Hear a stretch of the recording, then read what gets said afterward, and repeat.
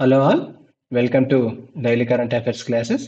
ఈరోజు మనం కరెంట్ అఫైర్స్లో భాగంగా 20th ఆగస్ట్ 2025 యొక్క ఎంటైర్స్ కరెంట్ అఫైర్స్ మనం చూద్దాం. మనం ఈ డైలీ కరెంట్ అఫైర్స్తో పాటుగా డైలీ ఎడిటోరియల్ క్లాసెస్ని కూడా తీసుకురావడం జరిగింది. మనకి మెయిన్స్ పర్స్పెక్టివ్లో యూపీఎస్సీ మరియు గ్రూప్ 1 మెయిన్స్ పర్స్పెక్టివ్లో ఈ ఎడిటోరియల్స్ అనాలిసిస్ అనేవి మన ఎగ్జామ్ పర్స్పెక్టివ్లో చాలా ఉపయోగపడుతుంది.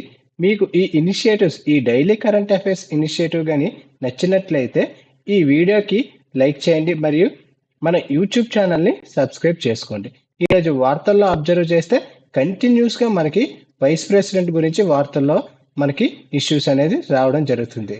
మనకి జగదీప్ ధన్కర్ గారు రిజిగ్నేషన్ చేసిన తర్వాత నుంచి ఈ వైస్ ప్రెసిడెంట్ అనేది కంటిన్యూస్గా వార్తల్లోకి నిలవడం జరుగుతుంది.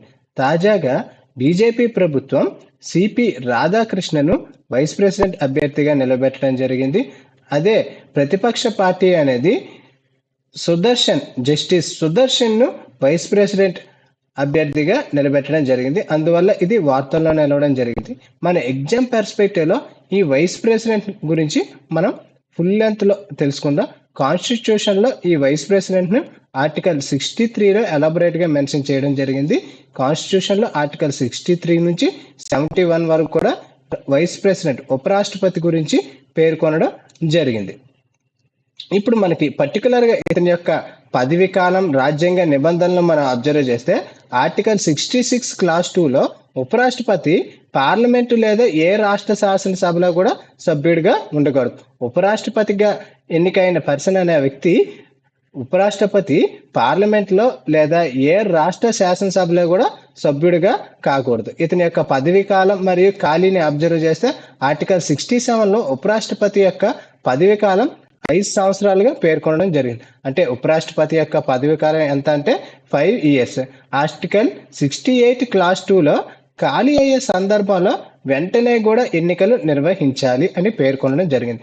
ఆర్టికల్ 67 అనేది ఉపరాష్ట్రపతి యొక్క ఖాళీ గురించి పేర్కొనడం జరిగినట్టయితే ఆర్టికల్ 68 క్లాస్ 2 అనేది ఖాళీ అయిన వెంటనే ఎన్నికల గురించి పేర్కొనడం జరిగింది. మనము ఒరిజినల్ కాన్స్టిట్యూషన్ని అబ్జర్వ్ చేస్తే ఒరిజినల్ కాన్స్టిట్యూషన్లో ఉపరాష్ట్రపతి యొక్క ఎన్నికను జాయింట్ సిట్టింగ్ ద్వారా మాత్రమే జరపాలి అని పేర్కొనడం జరిగింది. ఓకే, ఉపరాష్ట్రపతి యొక్క ఎన్నికను, వైస్ ప్రెసిడెంట్ యొక్క ఎన్నికను జాయింట్ సిట్టింగ్ ద్వారా మాత్రమే జరగాలి అని ఒరిజినల్ కాన్స్టిట్యూషన్లో పేర్కొనడం జరిగింది. కానీ దీనిని ఎప్పుడు చేంజ్ చేశారంటే 1961 11th constitutional amendment act through 11th constitutional amendment act ద్వారా దీన్ని మార్పు చేయడం జరిగింది. ఓకే, ఈ మార్పు అనేది ఇప్పటి వరకు కూడా పాటించడం జరుగుతుంది. ఓకే, 1961కు ముందు ఎట్లా జరిగేది అంటే కేవలం జాయింట్ సిట్టింగ్ ద్వారా మాత్రమే వైస్ ప్రెసిడెంట్ను ఎన్నుకునే పద్ధతిని తీసుకురావడం జరిగింది. దీని యొక్క నామినేషన్ మనం అబ్జర్వ్ చేస్తే ఈ ఉపరాష్ట్రపతి యొక్క నామినేషన్ కోసం 15,000 రూపాయలను ఆర్బీఐ దగ్గర డిపాజిట్ చేయవలసి ఉంటుంది. ఓకే, ఈ 15,000 డిపాజిట్ చేయవచ్చు అంటే ఆర్బీఐ దగ్గర డిపాజిట్ చేయాలి. ఈ యొక్క ఉపరాష్ట్రపతి యొక్క పేరును ధృవీకరించడానికి ఓటర్ జాబితాలో ఉన్న ఎవరైనా 20 persons ప్రతిపాదించాలి మరియు 20 మంది వీటికి మద్దతుగా నిలవాలి. ఓకే, 20 persons ఇక్కడ చాలా ఇంపార్టెంట్. ఈ 20 మంది ఓటర్ జాబితాలో ఉన్న ఎవరైనా కూడా ప్రతిపాదించవచ్చు మరియు మద్దతుగా నిలవడం అనేది అవసరం ఉంటుంది.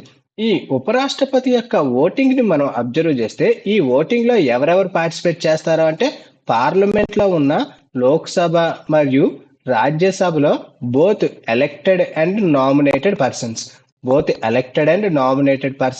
ఈ వైస్ ప్రెసిడెంట్ ఎలక్షన్లో పాల్గొనడం జరుగుతుంది. కానీ మనకి ప్రెసిడెన్షియల్ ఎలక్షన్ అబ్జర్వ్ చేస్తే ప్రెసిడెన్షియల్ ఎలక్షన్లో కేవలం ఎన్నుకోబడిన ఎలక్టెడ్ వ్యక్తులు మాత్రమే ఈ ప్రెసిడెంట్ ఎలక్షన్లో పార్టిసిపేట్ చేయడం జరుగుతుంది. ఈ వైస్ ప్రెసిడెంట్ ఎలక్షన్లో ఎమ్మెల్యేలు పార్టిసిపేట్ చేయరు, వీళ్లకు ఎటువంటి అధికారం అనేది లేదు. కానీ ప్రెసిడెంట్ ఎలక్షన్లో ఎమ్మెల్యేలు కూడా పార్టిసిపేట్ చేయడం జరుగుతుంది.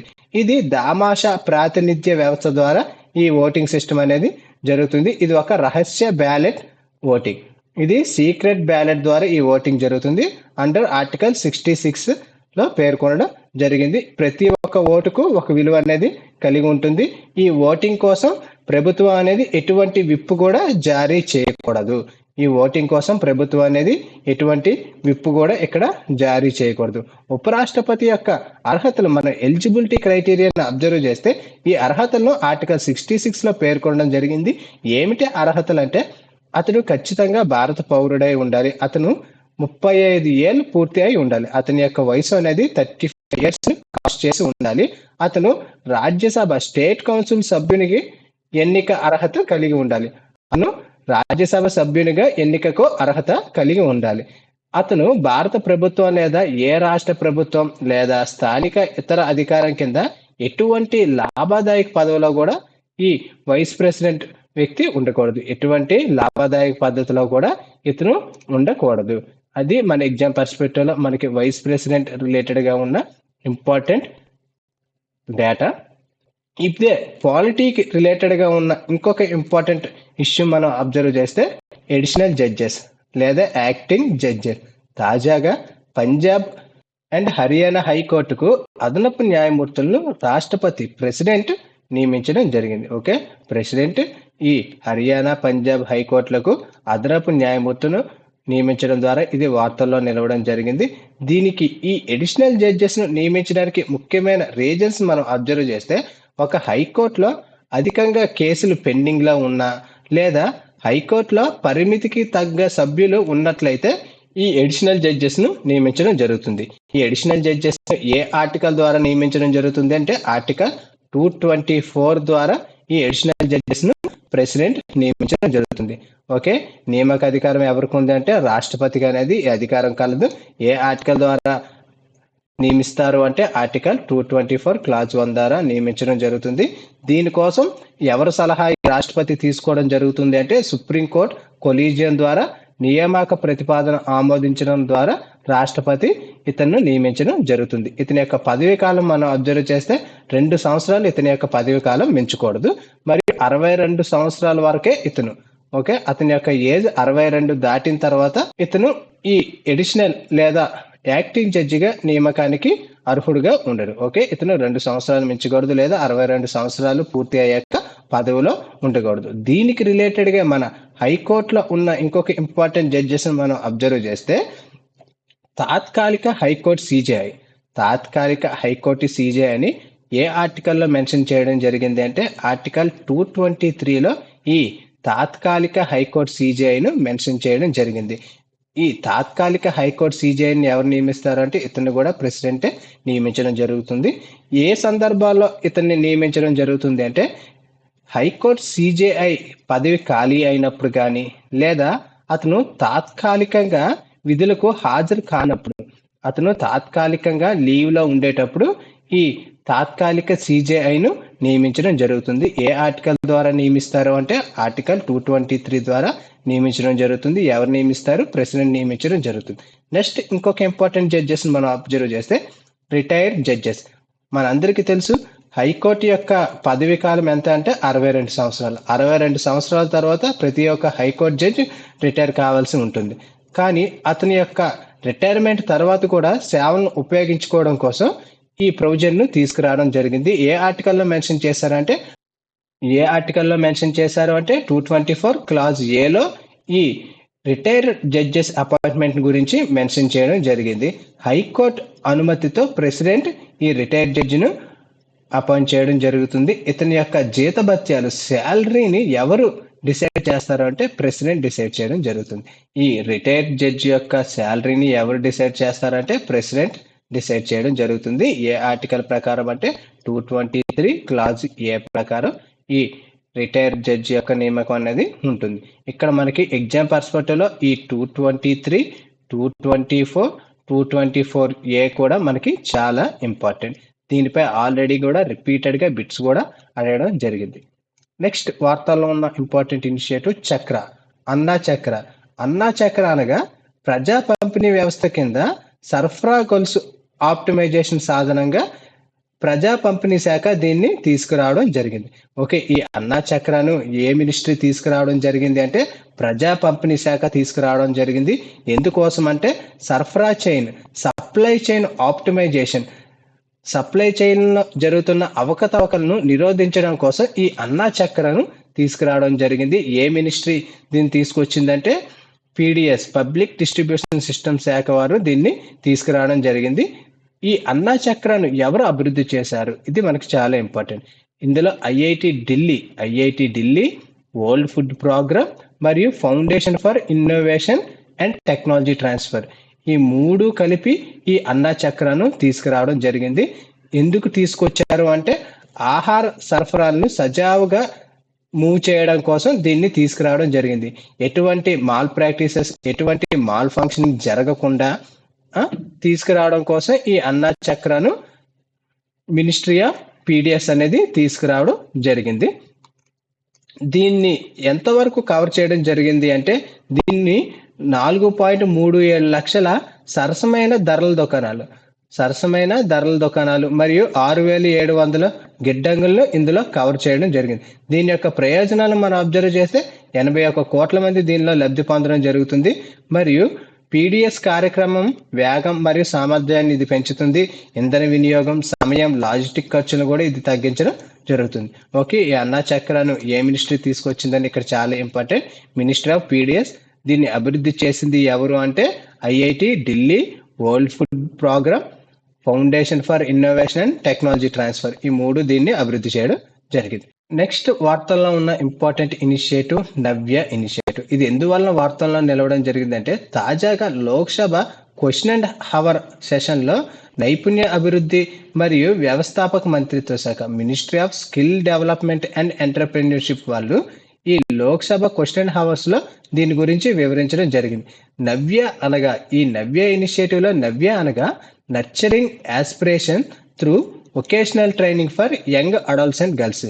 ఈ యంగ్ అడల్ట్స్ అండ్ గర్ల్స్ కు వొకేషనల్ ట్రైనింగ్ ద్వారా ఉద్యోగ అవకాశాలు కల్పించడం ఈ నవ్య ఇనిషియేటివ్ యొక్క ముఖ్య ఉద్దేశం. యంగ్ అడల్ట్స్ అండ్ గర్ల్స్ అంటే ఏజ్ ఏ గ్యాప్ లో వస్తుందంటే 16 to 18 ఇయర్స్ మధ్య గల కౌమర బాలికలను అడల్ట్స్ అండ్ గర్ల్స్ గా భావించడం జరుగుతుంది. వీళ్లకు వొకేషనల్ ట్రైనింగ్ ద్వారా ఉపాధి అవకాశం కల్పించడం ఈ నవ్య ఇనిషియేటివ్ యొక్క ముఖ్య ఉద్దేశం. దీనికోసం ఏ మినిస్ట్రీ వాళ్ళు కొలాబరేట్ అవ్వడం జరిగింది అంటే ministry of skill development and entrepreneurship మరియు మహిళా అండ్ శిశు అభివృద్ధి మంత్రిత్వ శాఖ వారు ఈ కొలాబ్ అవ్వడం జరిగింది. ఈ నవ్య ఇనిషియేటివ్ కోసం ఈ 2 మినిస్ట్రీస్ ఇక్కడ కొలాబరేట్ అవ్వడం జరిగింది. దీని యొక్క ముఖ్య లక్ష్యం ఏమిటి అంటే స్వయం ఉపాధి, ఇంటర్న్షిప్, అప్రెంటిస్షిప్, భవిష్యత్తులో ఉద్యోగ అవకాశాలు పెంపొందించడం ఈ నవ్య ఇనిషియేటివ్ యొక్క ముఖ్య ఉద్దేశం. ఏ ఏజ్ లో ఉన్న గర్ల్స్ కి అంటే 16 to 18 ఏజ్ గ్యాప్ లో ఉన్న గర్ల్స్ కోసం ఈ నవ్య ఇనిషియేటివ్ ని తీసుకురావడం జరిగింది. నెక్స్ట్ ఇంపార్టెంట్ ఇష్యూ, నేపాల్ అనేది తాజాగా రూబెల్లాను నిర్మూలించడం జరిగింది. ఓకే, ఏ దేశం తాజాగా రూబెల్లాను 2025గా నిర్మూలించడం జరిగింది అంటే నేపాల్ దేశం అనేది నిలవడం జరిగింది. సో యాక్చువల్గా WHO అనేది వరల్డ్ హెల్త్ ఆర్గనైజేషన్ 2026 నాటికి మీజల్స్ మరియు రూబెల్లా నిర్మూలన కోసం ఆగ్నేషియా ప్రాంతంలో ప్రయత్నాలను రెట్టింపు చేసిందనమాట. తీవ్రమైన కృషి చేయడం వల్ల ఆ కృషిలో భాగంగానే నేపాల్ అనేది తాజాగా ఈ రూబెల్లాను నిర్మూలించడం జరిగింది. ఓకే, ఇక్కడ మనం ఈ రూబెల్లాను నిర్మూలించిన కంట్రీలు మనం అబ్జర్వ్ చేస్తే ఈ ఆగ్నేషియా దేశాల్లో నేపాల్ అనేది 6వ దేశంగా నిలవడం జరిగింది. ఓకే, నేపాల్ కంటే ముందుగా భూటాన్, కొరియా, మాల్దీవులు, తైమూర్ లెస్టే, శ్రీలంక, ఈ 5 కూడా నేపాల్ కంటే ముందు ఈ రూబెల్లాను నిర్మూలించడం జరిగింది. అయితే ఇక్కడ మీజల్స్ నిర్మూలించిన దేశాలను అబ్జర్వ్ చేస్తే ఆగ్నేషియా దేశాల్లో భూటాన్, కొరియా, మాల్దీవ్స్, తైమూర్ లెస్టే, ఈ 4 దేశాలు మీజల్స్ ను నిర్మూలించగా 6 దేశాలు రూబెల్లాను నిర్మూలించడం జరిగింది. ఓకే, ఈ 4 ప్లస్ శ్రీలంక మరియు నేపాల్ అనేది ఈ రూబెల్లాను నిర్మూలించడం జరిగింది. తాజాగా లాస్ట్ గా ఎవరు ఈ రూబెల్లాను నిర్మూలించారంటే ఏ దేశం అంటే నేపాల్ అనేది నిర్మూలించడం జరిగింది. ఇప్పుడు మనం ఈ రూబెల్లా వ్యాధి గురించి అబ్జర్వ్ చేస్తే ఇది ఒక వైరల్ ఇన్ఫెక్షన్. దీనికి ఇంకొక నేమ్ అంటే జర్మన్ మీజిల్స్. ఓకే, ఈ రూబెల్లాకి ఇంకొక నేమ్ ఏంటంటే జర్మన్ మీజిల్స్. ఇది ఒక వైరల్ ఇన్ఫెక్షన్. ఇది జనరల్ గా పిల్లలు మరియు పెద్దల్లో కనిపించే ఒక సాధారణమైన వ్యాధి. కానీ గర్భధారణ సమయంలో ఈ రూబెల్లా వ్యాధి వచ్చినట్లయితే గర్భస్రావం కానీ, మరణం కానీ, జీవితాంతం వచ్చే పుట్టుక లోపాలతో పిల్లలు పుట్టే అవకాశం అనేది ఈ రూబెల్లా వలన ఉంది. ఓకే, ఇది కొంచెం హానికరమైనది కూడా.